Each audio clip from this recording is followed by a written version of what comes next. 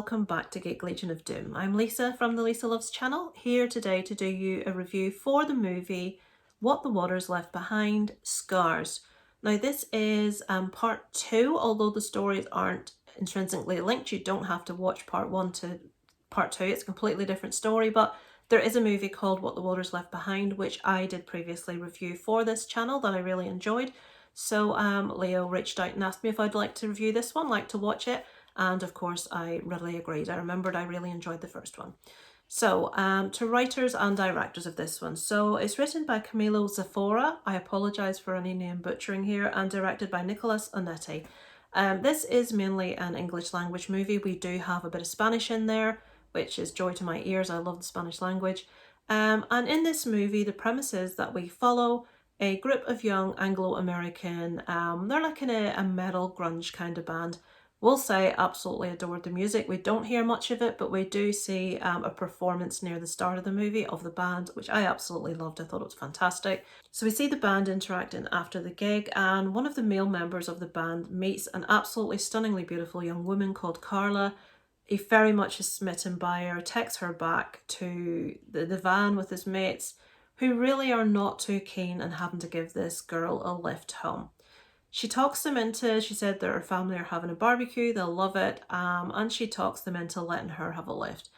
Now things don't go too well, band members aren't very keen on this young lady, there's stuff going on in the van that they're not big fans of, they feel like they've been driving forever to get to this place, to her family home. They're entering a village called Epecuén. Now, this village is actually a real place and it did suffer a real tragedy in the past. The village is pretty much completely wiped out. This is the same village that the first movie is set in. It's all centered around this abandoned village. I suppose when this was a natural disaster, when something happens in a place, it has that sort of air of creepiness about it. And as I say, this is a real place and there is a real creepy vibe to the location. The location is fantastic. When they get to where they're going, which is Epecuén, which is where Carla lives with her family, it becomes clear very quickly that Carla isn't all she appears to be, and that they've really made a big mistake by picking her up and taking her home. So that's the basic premise of the movie. I'm not going to tell you any more about the movie. Just let's get on to what does and what doesn't work about the movie.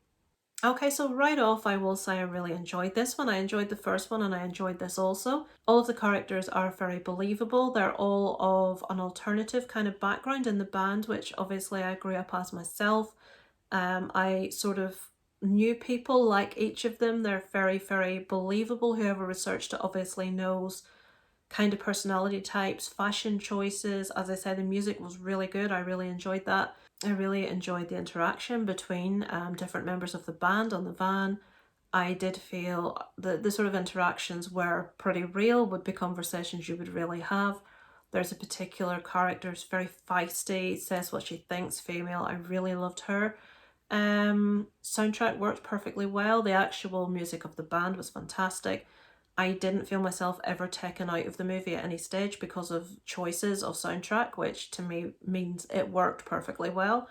As I said before, the setting is amazing. Epecuén, the sort of like creepiness, the vibe. It's all filmed in a very like remote location. Really enjoyed that. We do have a lot of inside scenes later in the movie, which I don't really want to go into detail about why. But that's all really well shot. The lighting's fantastic. It just has that right vibe of creepiness, of dark and light. It's not, you're not struggling to see what's happening. It's not brightly lit, so it removes that ominous air that it has. This movie also starts with a little bit of a prelude. It gives you a background into a character you're going to meet later in the movie that is chilling, is fantastic. The minute we saw that first part, I'm like, yeah, I'm gonna like this movie. I like the idea of this.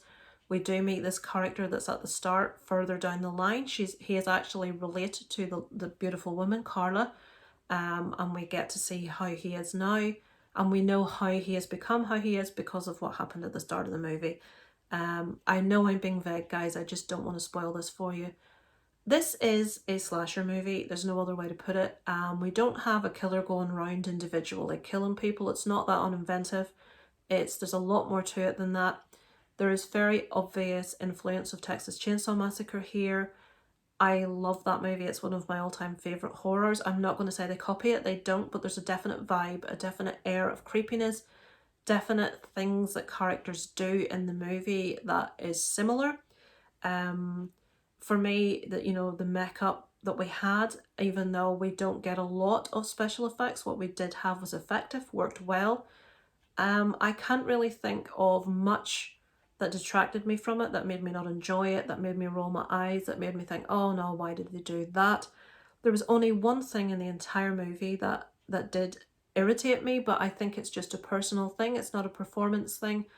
It was one of the females crying a lot. She had very good reason to cry, believe me, but it was very annoying. It was very high pitched. It was very grating, and there was a lot of it, which I struggled with. But aside from that, as I say, that's maybe just a personal preference. I did really enjoy it. I thought the characters were menacing, that needed to be. I thought the people that in a lot of movies would have been very one-dimensional weren't in this. I feel we had more about them than just a stereotypical bad guy or a stereotypical brute guy kind of thing. There was a lot more going on. So yeah, I really enjoyed this one. Don't get me wrong, I wouldn't say it's massive budget, massive blockbuster or anything like that, but I do feel that what they worked with, they worked really well and they worked really effectively. The performances were all excellent. As I say, the score, the cinematography, the lighting, everything worked really well for me. If I had to score this one out of 10, I'd come in at a 7. So have you seen the movie? Does it sound like something that you would enjoy? I would think most horror lovers out there should definitely give this one a try. So let us know in the comments what you think. Does it sound like something you would enjoy? Have you seen the first movie, What the Waters Left Behind? I do recommend it if you haven't, and then you can watch this. But as I say, you don't need to have seen that first one to watch and enjoy this one. It's just set in the same place.